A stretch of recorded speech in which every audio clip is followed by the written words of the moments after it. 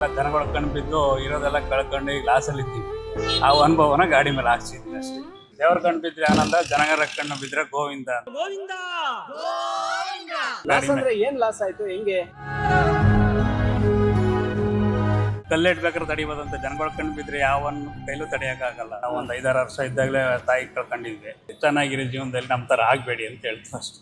ಆಟು ಹಿಂದೆ ಬರೆದ ಸಾಲು ಅರ್ಥ ಆಗೋ ಟೈಮು ಬಂತು ನಂಗೂ. ಮೊದಲು ಸ್ವಲ್ಪ ಚೆನ್ನಾಗೇ ಇದ್ವಿ. ಗಾಡಿ ಅದು ಇದು ತಗೊಂಡಾಗ ಎಲ್ಲ ಜನಗಳ ಕಣ್ಣು ಬಿದ್ದು ಇರೋದೆಲ್ಲ ಕಳ್ಕೊಂಡು ಈಗ ಲಾಸಲ್ಲಿ ಇದ್ದೀವಿ. ಆ ಅನುಭವನ ಗಾಡಿ ಮೇಲೆ ಹಾಕ್ಸಿದ್ದೀನಿ ಅಷ್ಟೇ.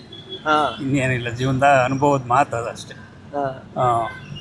ಸಖತ್ ಲೈನು. ಕ್ರಿಯೇಟಿವ್. ನೀವ್ ಹೆಂಗಿದ್ದೀನಿ ಯೋಚನೆ ಮಾಡಿದ್ರಿ? ನಮ್ಗೆ ಆಗಿದ್ದ ಅನುಭವನೇ ಅಲ್ವಾ, ತಲೆ ಹಂಗೆ ಬರುತ್ತೆ. ಅದನ್ನ ಹಂಗೆ ಸ್ಟಿಕರಿಂಗ್ ಮಾಡಿಸಿ ಹಾಕಿರೋದು. ಏನಂತ ಲೈನು? ಅದು ದೇವ್ರ ಕಣ್ಣು ಬಿದ್ದರೆ ಆನಂದ, ಜನಗಳ ಕಣ್ಣು ಬಿದ್ದರೆ ಗೋವಿಂದ ಅಂತ. ಹಂಗೆ ನಮಗೆ ಜನಗಳ ಕಣ್ಣು ಆ ರೀತಿ ಬೀಳ್ತು, ನಮ್ಮ ಪಾಡ ಆಗ್ತಿರಿ ಆ ರೀತಿ ಲಾಸ್ ಆದ್ವಿ. ಅದು ಅನುಭವನ ಅಲ್ಲಿದೆ ಅಷ್ಟೇ. ಲಾಸ್ ಅಂದ್ರೆ ಏನ್ ಲಾಸ್ ಆಯ್ತು, ಹೆಂಗೆ? ಏನಿದ್ರಿ, ಹೆಂಗಿದ್ದಿದ್ದು, ಹೆಂಗಾದ್ರಿ? ಚೆನ್ನಾಗೇ ಇದ್ವಿ, ಏನೂ ತೊಂದರೆ ಇರಲಿಲ್ಲ. ಜೀವನದಲ್ಲಿ ನಡ್ಕೊಂಡು ಹೋಗ್ತಾ ಇತ್ತು. ಸ್ವಲ್ಪ ಗಾಡಿ ಅದು ಇದು ಅಂತ ತಗೊಂಡಾಗ ಗಾಡಿ ತಗೊಂಡ ಅದು ಮಾಡ್ದೆ ಇದು ಮಾಡ್ದೆ ಅಂತ ಜನಗಳ ಕಣ್ಣು ಬಿದ್ದರಿಂದ ಅದು ಹೇಳ್ತಾರಲ್ಲ, ಆ ಮಾತು ನಿಜ ಆಗಿ ನಾವು ಈಗ ಸ್ವಲ್ಪ ಲಾಸಲ್ಲಿ ತೊಂದರೆಯಲ್ಲೇ ಇದ್ದೀವಿ. ಆ ರೀತಿ ಅದಕ್ಕೆ ಗಾಡಿ ಮೇಲೆ ಹಾಕ್ಸಿರೋದು ಅದನ್ನ ಅಷ್ಟೇ. ಕಣ್ ಬೀಳುತ್ತೆ ಅಂತಾರೆ, ನಿಜಾನ ಅದು? ನಿಜ, ಸತ್ಯ ಸರ್ ಅದು. ಸತ್ಯ ಅದು. ಜನಗಳ ಕಲ್ಲೆಟ್ಬೇಕಾದ್ರೆ ತಡಿಬೋದಂತ. ಜನಗಳ ಕಣ್ಣು ಬಿದ್ದರೆ ಯಾವನ್ನ ಕೈಲೂ ತಡೆಯೋಕ್ಕಾಗಲ್ಲ. ಕಣ್ಣೇಟ್ ತಡಿಯೋಕ್ಕಾಗಲ್ಲ. ಕಲ್ಲು ಒಂದೇಟು ಹೊಡೆಸ್ಕೊತ ನಾವು ತಿನ್ಬೋದು. ಜನಗಳ ಕಣ್ಣು ಬಿತ್ತು ಅಂದರೆ ಅದು ಯಾವನ ಕೈಲೂ ಅಂಥವನ ಕೈಲೂ ಆಗಲ್ಲ. ಅಷ್ಟೇ ನಮ್ಮ ಅನುಭವ ಅಷ್ಟೇ. ಆಮೇಲೆ ತಂದೆ ತಾಯಿ ಆಶೀರ್ವಾದ ಇಲ್ಲ, ತಂದೆ ತಾಯಿ ಬೇಗ ಕಳ್ಕೊಂಡ್ವಿ ನಾವು. ಅದರಿಂದ ಅದು ಮಾಮೂಲಿ ಎಲ್ಲರೂ ಹಾಕ್ಸ್ತಾರೆ, ಅದು ನಾವು ಹಾಕ್ಸಿದೀವಿ ಅಷ್ಟೇ. ಹೇಗಿದ್ರು ಸರ್ ನಿಮ್ಮ ತಂದೆ ತಾಯಿ? ಹೆಂಗೆ ನಿಮಗೆ ಪ್ರೇರಣೆ, ಇನ್ಸ್ಪಿರೇಷನ್? ನಮ್ಮ ತಾಯಿ ತಿಳುವಳಿಕೆ ಬರೋಕ್ಕೆ ಮುಂಚೆಗೆ ಕಳ್ಕೊಂಡ್ವಿ. ನಾವು ಒಂದು 5-6 ವರ್ಷ ಇದ್ದಾಗಲೇ ತಾಯಿ ಕಳ್ಕೊಂಡಿದ್ವಿ. ಆಮೇಲೆ ಈಗ 2012ರಲ್ಲಿ ತಂದೆನ ಕಳ್ಕೊಂಡ್ವಿ. ಅದರಿಂದ ಜಾಸ್ತಿ ತಂದೆ ತಾಯಿ ಒಡನಾಟ ಕಮ್ಮಿ ನಮಗೆ ಸ್ವಲ್ಪ ಅಷ್ಟು. ಇರೋದ್ರಲ್ಲಿ ಚೆನ್ನಾಗಿ ನೋಡ್ಕೊಂಡಿದ್ದಾರೆ ಇರೋ ತನಕ. ಈಗಿದ್ದೀರ ಅವ್ರನ್ನೂ ನಮ್ಮ ಕೈಲಾದಷ್ಟು ಮಟ್ಟಿಗೆ ನೋಡ್ಕೊತಿದ್ವೇನೋ. ಬಟ್ ಆ ದೇವರು ಇವತ್ತು ನಮ್ಗೆ ಕಿತ್ಕೊಂಡ ಅಷ್ಟೆ. ತಂದೆ ತಾಯಿ ಏನಾಗಿ ತೀರ್ಕೊಬಿಟ್ರು ಸರ್? ತಂದೆ ಹೆಂಗೆ? ತಂದೆ ಹಾರ್ಟ್ ಅಟ್ಯಾಕ್ ಆಗಿತ್ತು. ತಾಯಿ ಚಿಕ್ಕ ವಯಸ್ಸು ಮಾಡ್ಕೊಂಡಿದ್ರು. ಅವಾಗ ನಮ್ಗೆ ಏನು ಗೊತ್ತಿಲ್ಲ ಸರ್. 6 ವರ್ಷ ನಮ್ಗೆ ಏನು ಗೊತ್ತಿರುತ್ತೆ ಅವಾಗ.